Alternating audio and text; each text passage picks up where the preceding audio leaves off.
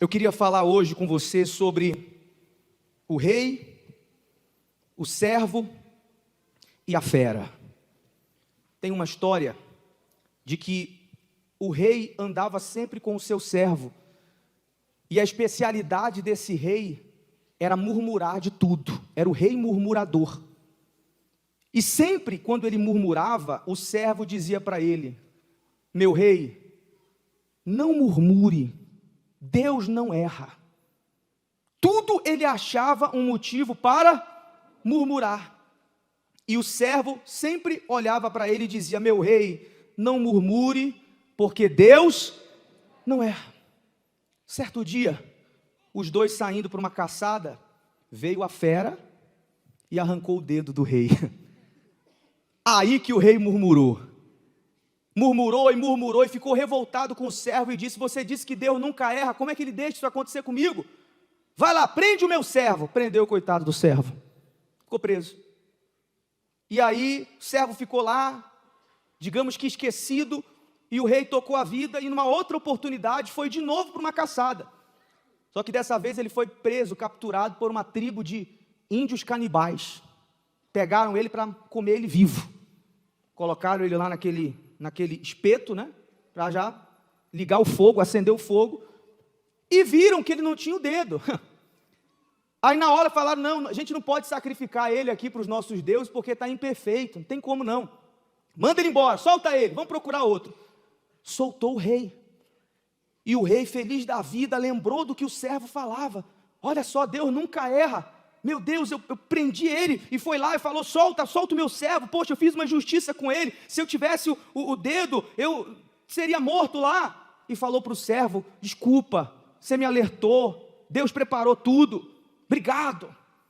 Mas aí em seguida disse para ele: agora, eu não entendo uma coisa. Se Deus é tão bom, por que ele deixou eu fazer uma injustiça com você e te prender? Se Deus nunca erra. Ele disse assim: Deus nunca erra, porque se eu tivesse solto, eu estaria com o senhor na caçada, e eu tenho todos os dedos, e eu seria sacrificado. Ficou provado que não adianta murmurar, porque Deus nunca erra. O que isso tem a ver? É uma história que eu lembrei ontem, decidi contar para vocês, mas que tem tudo a ver com o que nós vamos falar para vocês hoje. Porque há quem não saiba o poder destrutivo que a murmuração tem na vida de uma pessoa. A murmuração faz você morrer no meio do caminho. A murmuração, ela atrai para a sua vida em todos os aspectos, toda a espécie de coisas ruins. Eu sei, eu posso falar para você que isso atrasa a vida de qualquer um. E o maior exemplo disso foi o povo de Israel. O povo estava no Egito preso anos. O sonho deles era sair do Egito. Saíram, começaram a caminhar pelo deserto, rumo a um sonho que já estava em andamento, porque parte do sonho era sair do Egito. Eles já tinham saído, estavam caminhando para a terra prometida, ainda não haviam chegado, mas estavam caminhando para lá. Mais cedo ou mais tarde eles iam chegar. Olha o que eles começaram a falar. Ponha Números 11 aí. E o populacho, o povo que estava no meio deles, veio a ter grande desejo das comidas dos egípcios, pelo que os filhos de Israel tornaram a chorar e também disseram: quem nos dará carne a comer? Lembramo-nos dos peixes que no Egito comíamos de quê? De graça. Comiam de graça, mas vale lembrar que eles eram o quê no Egito, gente? Fala mais forte. Escravos. Eles estavam sonhando com a escravidão a troco de peixe, que comiam de graça, dos pepinos, dos melões, dos alhos silvestres e das cebolas e dos alhos. Só que no deserto, me diga, eles estavam passando fome, pessoal? O que eles tinham no deserto?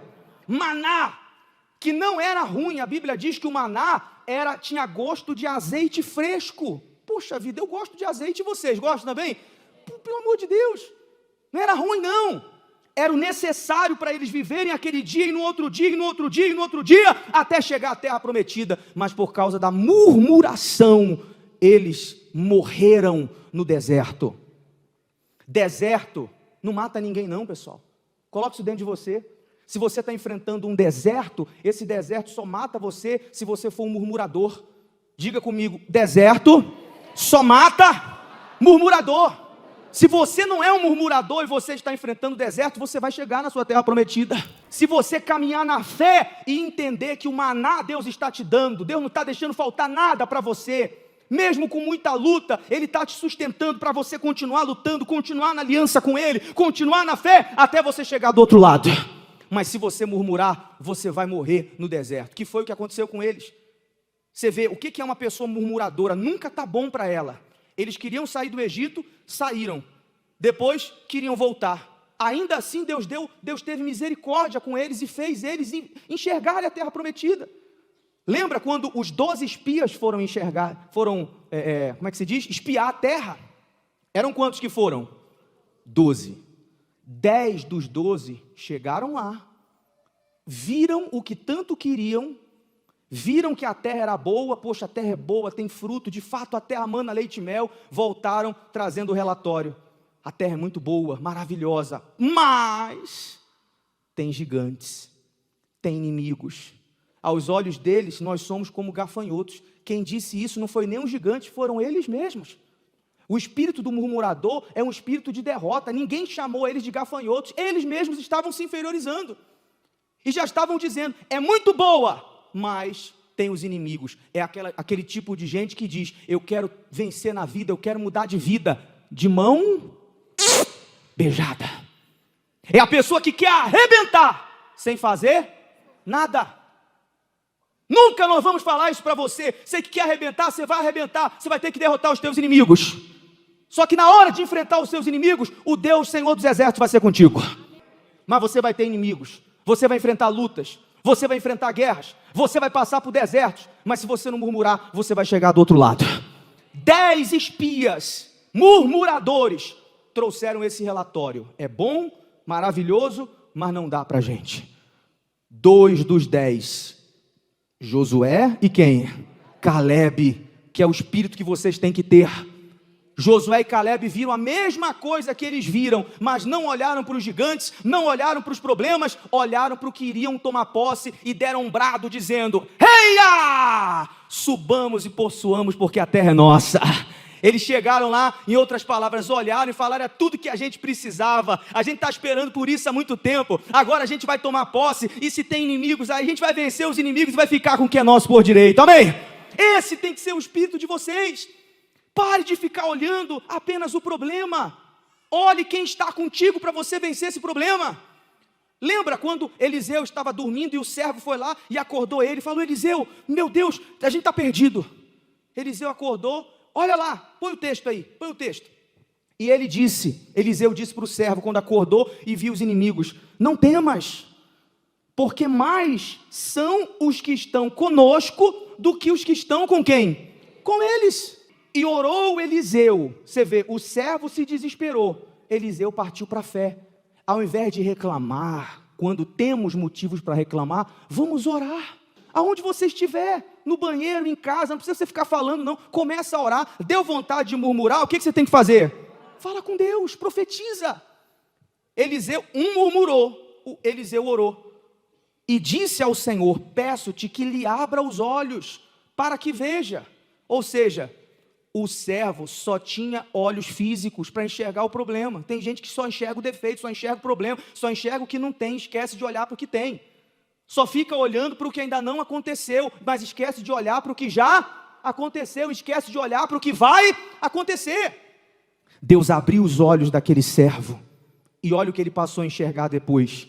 E o Senhor abriu os olhos do moço, e viu, eis que o monte estava cheio de cavalos e carros de fogo em redor de Eliseu. Ele só viu os inimigos que vinham. Eliseu via atrás deles um exército muito maior que estava pronto para proteger eles. Amém, gente? Então, quem são aqueles que vão fazer a diferença nesse mundo?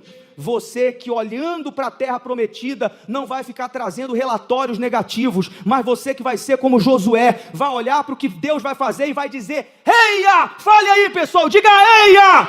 Eu vou tomar posse da minha terra prometida.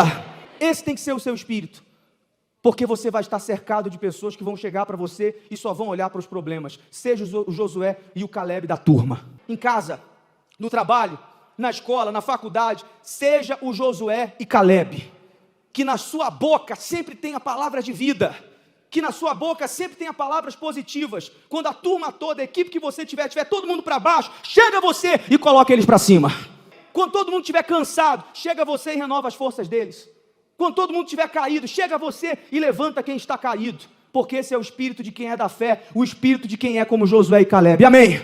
Por isso que eu quero que você se mantenha nessa aliança com Deus. Existem aqueles que ao chegar aqui recebem uma palavra como essa, porque não é motivação, não, nós não somos coaches, não. Nós somos profeta e falamos da palavra de Deus para vocês. Quem tem espírito e ouve uma palavra como essa, sai por aquelas portas pegando fogo. Sai por aquelas portas dizendo, eu vou arrebentar. O murmurador ouve a mesma coisa que você está ouvindo e sai daqui dizendo, poxa, eu achei que ia mudar tudo hoje. Eu achei que ia resolver agora. Você acredita nisso?